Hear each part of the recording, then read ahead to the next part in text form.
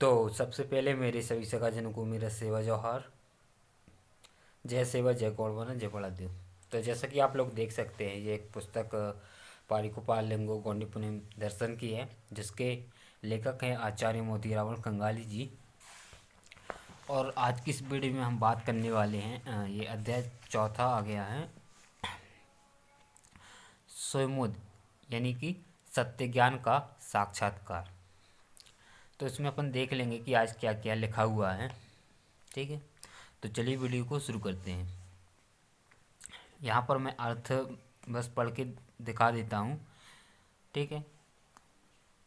हे लिंगो, तूने एकांतमय शांत जगह में जाकर तप साधना की। तूने अपने कर्मेंद्रियों पर विजय पाकर एक चित्त से मन चिंतन की, जिससे तुझे सत्य ज्ञान का साक्षात्कार सेमल वृक्ष के ठाना में हुआ। हे लिंगो बाबा, तू जब 17 वर्ष आयु में पदार्पण किया, मतलब कि जब वह 17 वर्ष के हुए, तब तूने अपने गणगोडार को त्याग दिया और कोयटागढ़ खंडाक यानी कि कोयामुरी द्वीप का परिभ्रमण किया। तो जब वह 17 वर्ष के हो गए थे, तब उन्हें कहाँ पर कोयामुरी द्वीप का परिभ्रमण मतलब घूमने के लिए निकल गए थे।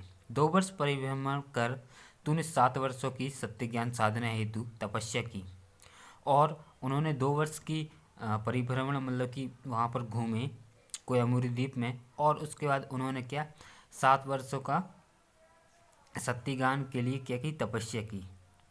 जब तू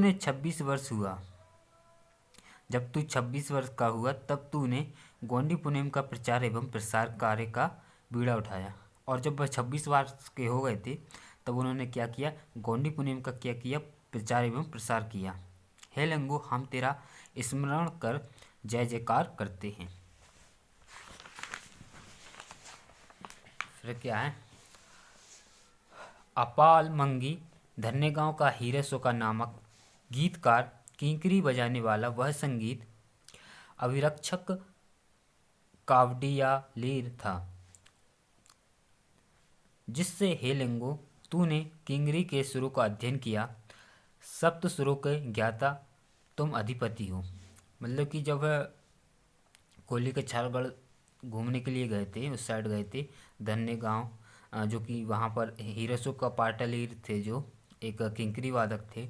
उन्होंने क्या किया, भांति बारिकोपाल ने संगीत विद्या का अध्ययन किया, और उन्हीं से ही संगीत विद्या सीखी। किनसे? हीरासो का पाटलीर से।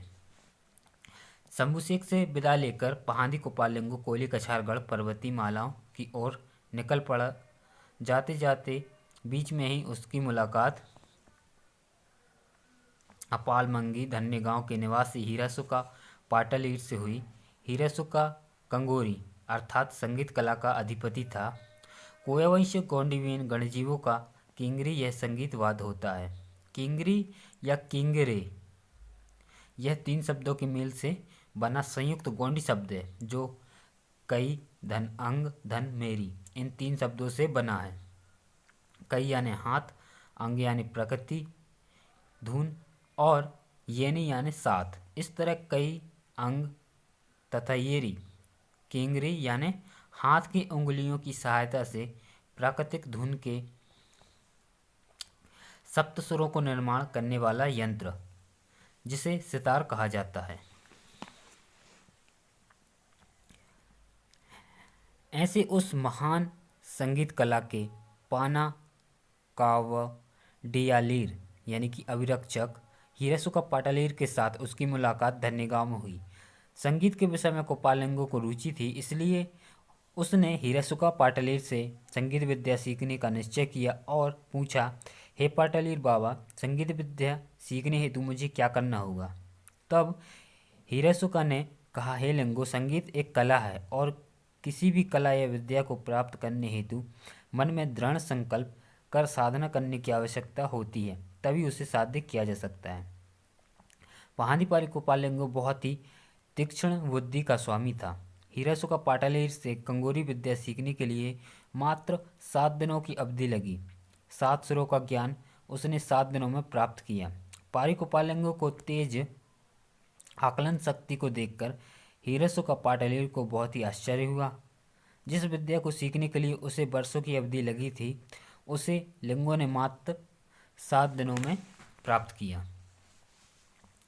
इसलिए लिंगो के विषय में उसके हृदय में मतलब उसके दिल में सम्मान की भावना पैदा हुई, क्योंकि वह अद्भुत बौद्धिक शक्ति का स्वामी था। हिरासुका ने उसे येर काल आल इमा अरु माटेयाल आंधी, मेरे से थोड़ा गोंडी कम आती है, आप इसलिए पढ़ लीजिएगा।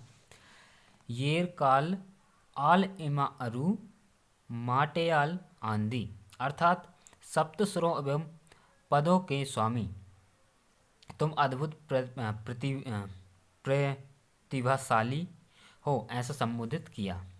इस तरह शंभुशेख की गोनार्डी मतलब कि डमरू से वाणी का ज्ञान और हिरासुका पाटलीर की कंगोरी से सुरों का संगीत साधना कर कोपालेंगो कोयली कछारगढ़ के चिड़ीचाप कमिकान आलोट जंगल की ओर गोंडी पुनेम का मार्ग खोजने निकलने हेतु चला गया।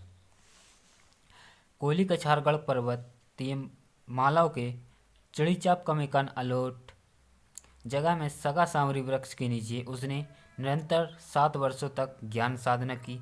जिस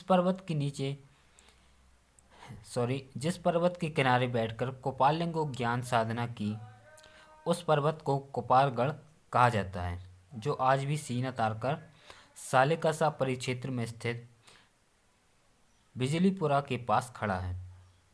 उस ज्ञान साधना मोंद तंदरी में पारिकोपार लिंगो को स्वयंदता सोयटान यानी सत्य ज्ञान का साक्षात्कार हुआ। गोंडी में सोय यानी सत्य और मोद यानी ज्ञान ऐसा होता है। इसकी पुष्टि निम्न मूठ लिंगो मंत्र से होती है। यह उसका मंत्र है। आगे क्या है? अपने मन शारीरिक कमेंद्रियों को बस में रखकर 7 वर्षों की तप साधना कोपालेंगो ने की। बौद्धिक ज्ञान चक्षुओं के प्रकाश से उसे सत्य ज्ञान का साक्षात्कार हुआ। पारिकोपालेंगो जिस वृक्ष के नीचे ज्ञान साधना में लीन था, वहाँ उसे कोयावंशीय के जीवन मार्ग का साक्षात्कार होकर उसके ज्ञान चक्षु खुल गए।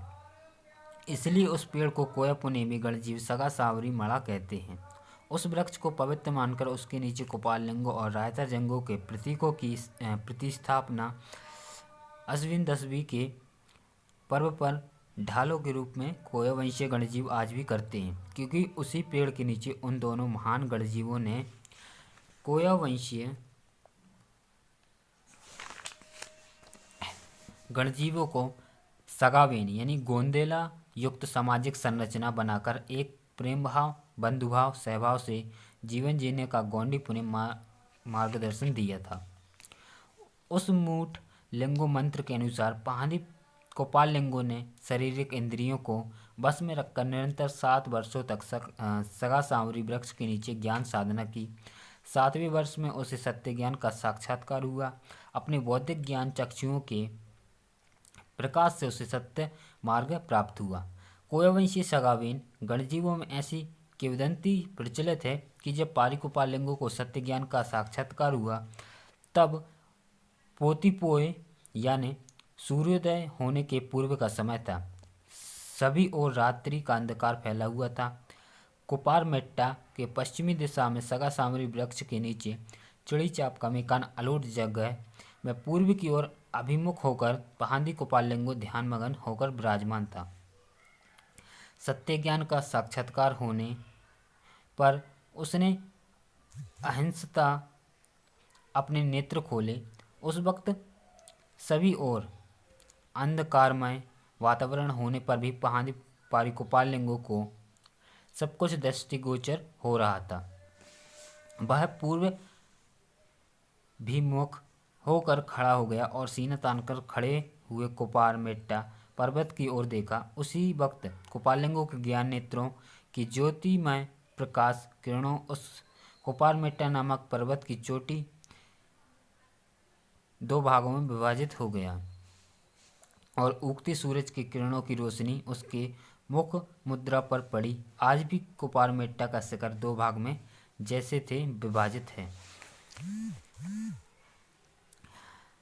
पहाड़ी कुपालिंगों को सत्य ज्ञान का जो रहस्य प्राप्त हुआ, उस सारांश उसने अपने अनुयायी सगावेनों को एक समय में बताया था। इस प्रसंग की पुष्टि निम्न कालाक पेन कोपालिंगो पाटा रेला गीत से होती है, जो आज भी कोयावंशीय गौड़ समुदाय में प्रचलित है।